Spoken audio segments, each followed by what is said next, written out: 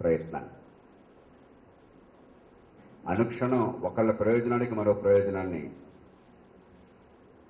రెంటికి మధ్య సంఘర్షణ మనం చూపెడుతున్నాం. జీరో సమ్ గేమ్గా ఒకళ్ళకి ఓ వర్గానికి ప్రయోజనం చేకూరితే మరో వర్గానికి నష్టం అన్న భావాన్ని కలగజేస్తున్నాం. అనుక్షణం మాత్సర్యాన్ని పెంచుతున్నాం. అధికారం కోసం జరిగేటువంటి క్రీడలో ఏదో రకంగా జనాన్ని ఆకర్షించాలి కాబట్టి నాయకత్వ పటిమ లేక, నిజమైన నాయకత్వం, సమర్థ నాయకత్వం లేక ఒకళ్ళ మీద ద్వేషాన్ని రెచ్చగొట్టడం చాలా తేలిక కాబట్టి ఆ పేరుతో తమకు అనుకూలంగా వివిధ వర్గాలను మలుచుకోవడం కోసం రాజకీయంలో ఉన్నవాళ్ళు నిరంతరం తపన పడుతున్నారు. ఈవేళ దేశంలో జరుగుతుంది అదే. లేకపోతే ఓ కులం పేరుతోనో, మతం పేరుతోనో, భాష పేరుతోనో, ప్రాంతం పేరుతోనో నిరంతరం ఇన్ని గృహ చిత్రాలు చెలరేగవు. దీనికి కారణం ఈ రకంగా ప్రజల్ని మొక్కలు చేస్తేనే, వివసులను చేస్తేనే, ఆవేశంలో వాళ్ళని ముంచెత్తుతేనే, ఆలోచన లేకుండా చేస్తేనే రాజకీయంగా కొందరు లబ్ధి పొందగలరు. జాతీయత అంటే కేవలం దేశమాతను ఆరాధించడం మాత్రమే కాదు. ఈ దేశంలో అన్ని వర్గాల ప్రజల ప్రయోజనాలని సమన్వయం చేయడం నిజమైన జాతీయత.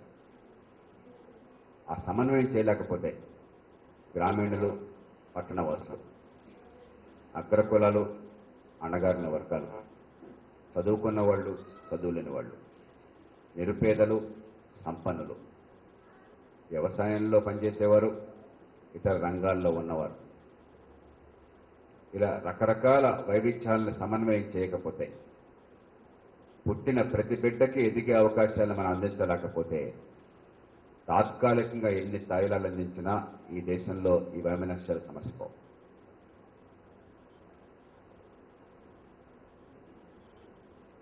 గత 10 ఏళ్ల పాటు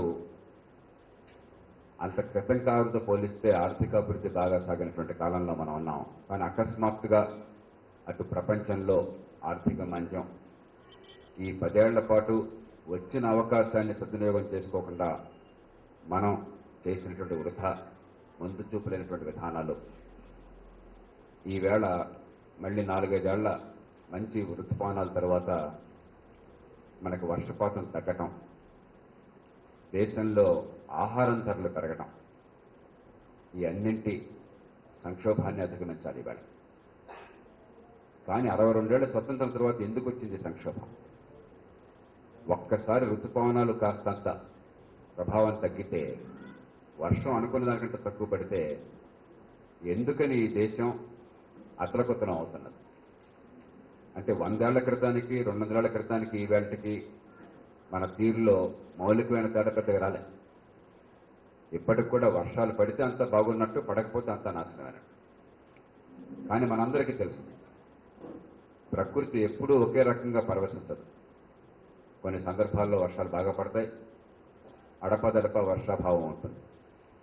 అయినా మనం ప్రతిసారి కూడా ఇన్నేళ్ల స్వతంత్రం తర్వాత, ఇంతకాలం ప్రగతి సాధించామన్న తర్వాత మన విధానాల్లో లోపం వల్ల, మన నాయకత్వంలో ఉన్నటువంటి బలహీనత వల్ల, ముందు చూపు లేకపోవటం వల్ల ఏ చిన్న ఉపద్రవం వచ్చినా తట్టుకోలేకపోతున్నాం.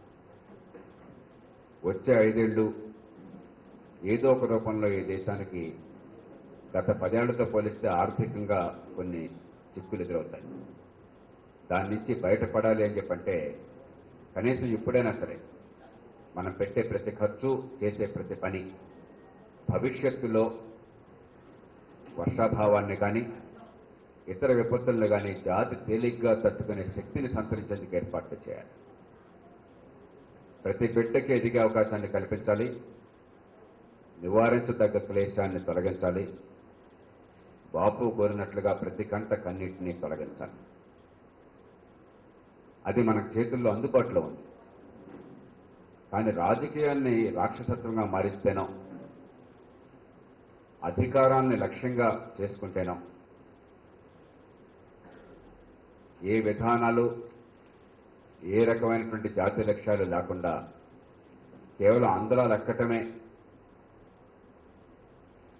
ఏకైక లక్ష్యంగా రోజు పోరాడితేనో ఈ దేశాన్ని మనం గట్టెక్కించలేం. మన బిడ్డల బతుకు సార్థకత చేకూర్చడం. ఏ స్వతంత్ర సమరయోధుడిని ఇంకా బతుకున్న వాళ్ళని అడిగినా వాళ్ళ కళ్ళల్లో కన్నీళ్లు, వాళ్ళ గుండెల్లో నిట్టూర్పులు. అంతేకాని మేము చేసిన పని వల్ల అద్భుతమైన ఫలితాలు వచ్చినాయన్నటువంటి ఆనందం చాలా కొద్ది మందికి కూడా లేదు. దీని నుంచి బయటపడగలగాలి. మనం విజయాలు అపారంగా సాధించాం, ఎన్నో వైఫల్యాలను ఎదుర్కొన్నాం.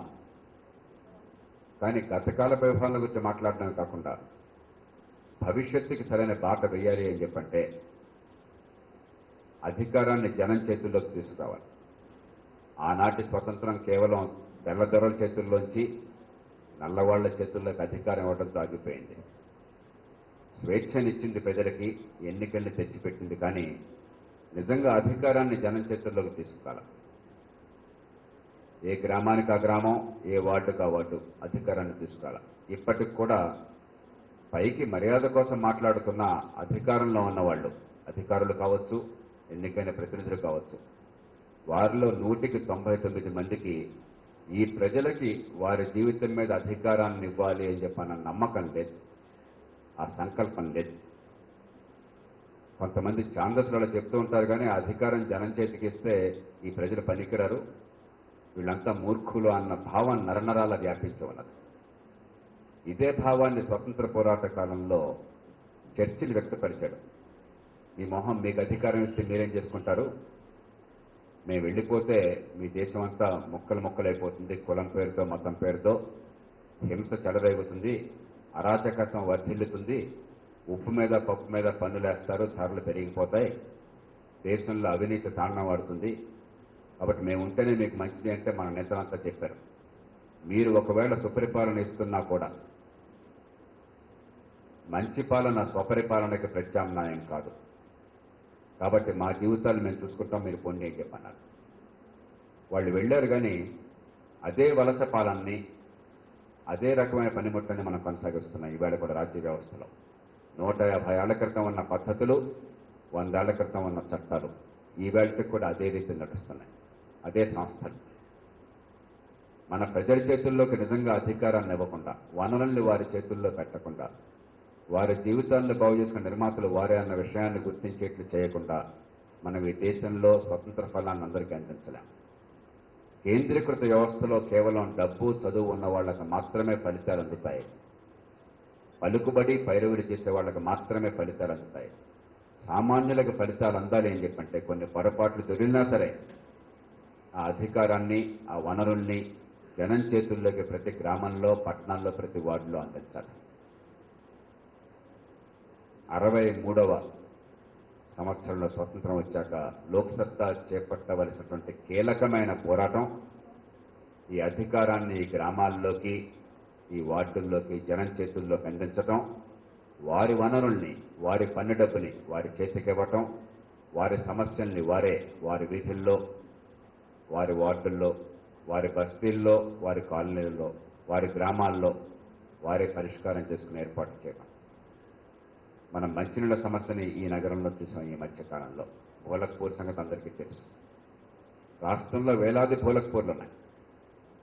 ఇది కేవలం మంచినీళ్ళ సమస్య కాదు, ఏ చిన్న సమస్య ఉన్నా సరే ప్రతిదానికి అర్జీ పట్టుకుని పిచ్చగాళ్లలాగా తిరిగి 100 సార్లు కాళ్లు పట్టుకుంటే ఒక్క పని అయ్యే పరిస్థితి ఉన్నట్టయితే అది స్వతంత్రం కాదాలదు. ఆత్మగౌరవం లేనటువంటి పౌరులతో, ఆత్మన్యూనతతో కుంగిపోయే పౌరులతో, అస్వతంత్రులైన పౌరులతో స్వతంత్ర భారతాన్ని నిర్మించలేం. ఇది కేవలం లాంఛనప్రాయం. నిజమైన స్వతంత్ర దేశం కావాలంటే మన ప్రజల్ని మనం నమ్మాలి. ఆ ప్రజలు కొన్ని పొరపాట్లు చేసినా దాని నుంచి గుణపాఠాలు నేర్చుకున్నట్టుగా ఏర్పాట్లు చేయాలి. పొరపాట్లు మరి గీత దాటకుండా కట్టుదిట్టమైన ఏర్పాట్లు చేయాలి. అంతేగాని ప్రతి హైదరాబాద్ నుంచి, ఢిల్లీ నుంచి మేము చేస్తామని చెప్పంటే అది స్వతంత్రం కాదాలదు. అలాంటి స్వతంత్రం అయితే తెల్లవాడు ఇంకో చోట నుంచి చేశాడు. మనకి అసలు స్వతంత్రం అక్కడనే లేదు. అందుకే వచ్చే ఏడాది రాష్ట్ర వ్యాప్తంగా ఆలోచనాపరమైన ప్రజల్ని, విజ్ఞులైన పౌరుల్ని, నాయకత్వ లక్షణాలు ఉన్నటువంటి దీటైన యోధుల్ని, లోక్సత్తా కార్యకర్తల్ని, సభ్యుల్ని